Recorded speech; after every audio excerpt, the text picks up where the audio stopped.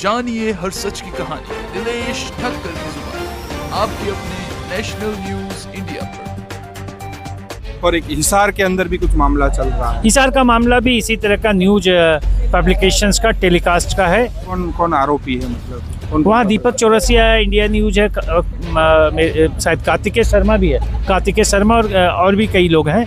तो उन सबको वहाँ पे अपील में मेरे ही बहस के बाद सबको नोटिस हो गया है, वो सब अपील में आ रहे हैं। और सर 30,000 कोर्ट के अंदर भी कुछ मामला चल रहा है। देखिए 30,000 में 4 केस हैं, कंप्लेंट केस जो, तो उसमें मेरे आने के बाद बहस के बाद विटनेसेस को रिकॉर्ड लाने के लिए सम्मन करवा लिया गया है। तो इस खबर को लेकर आप लोगों की क्या राय है? आप लोग भी वीडियो के कमेंट बॉक्स में जाकर आप लोग भी अपनी राय अवश्य रखिएगा।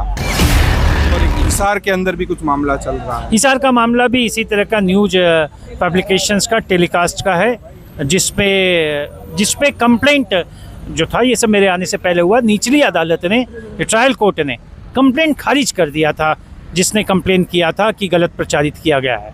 तो उस कंप्लेनेंट ने, जिन्होंने ये कंप्लेंट फाइल किया था कि बापूजी और भक्तों के खिलाफ गलत प्रचार किया गया है, उसका अपील फाइल किया गया था। उस अपील तो मेरे आने से पहले ही फाइल हो चुका था, उसको भी मैं देख रहा हूँ, उसमें मैं बहस कर रहा हूँ। तो वहाँ पर भी कौन कौन आरोपी है, मतलब वहाँ दीपक चौरसिया है, इंडिया न्यूज है, शायद कार्तिकेय शर्मा भी है, कार्तिकेय शर्मा और भी कई लोग हैं। तो उन सबको वहाँ पे अपील में मेरे ही बहस के बाद सबको नोटिस हो गया है, वो सब अपील में आ रहे हैं। और मैं आपको बता दूं कि अगर अपील हम वहाँ पे जीतते हैं, कयास फिर नहीं लगा रहा हूँ, लेकिन अगर हम अपील जीतते हैं तो इनको फिर हिसार के कोर्ट में, ट्रायल कोर्ट में आरोपी के तौर पे आना पड़ेगा।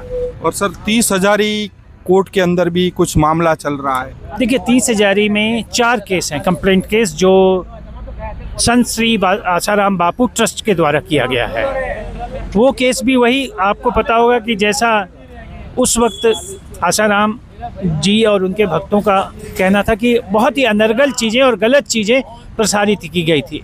उन्हीं पब्लिकेशन, मतलब वही पब्लिकेशन कहे या टीवी के प्रोग्राम्स के खिलाफ 4 कंप्लेंट किया गया था। और उसमें काफ़ी पुराना केस है, मैं तो अभी जस्ट उसमें 2 ही तारीख पे आया हूँ। तो उसमें केस में गवाही वगैरह नहीं हुई थी और कंप्लेनेंट पे, मतलब कि कंप्लेनेंट आसाराम बापू ट्रस्ट पे हर्जाना भी लग गया था। और इस स्थिति में जब ये हो गया, कोई गवाह नहीं आ रहा था, ये कह रहे थे रिकॉर्ड डिस्ट्रॉय है, तो उसमें मेरे आने के बाद बहस के बाद विटनेसेस को रिकॉर्ड लाने के लिए सम्मन करवा लिया गया। तो अभी उन लोगों की भी वहाँ पर पेशी होगी कोर्ट के अंदर? नहीं, अभी देखिए उसका स्टेज प्री समनिंग स्टेज कहते हैं वो है। अभी गवाही वहाँ पे होगी, गवाही के बाद क्या एविडेंस आएगा और कोर्ट क्या डिसाइड करेगी। अगर कोर्ट मटेरियल जो भी आता है उसके अनुसार ये पाती है कि उनके खिलाफ तथ्य हैं, तो उन्हें बुला सकती है, बुलाएगी। अगर तथ्य मिलेगा तो बुलाएगी, तो अभी वो होने में टाइम लगेगा। जानिए हर सच की कहानी दिनेश ठक्कर की जुबान आपके अपने नेशनल न्यूज इंडिया पर।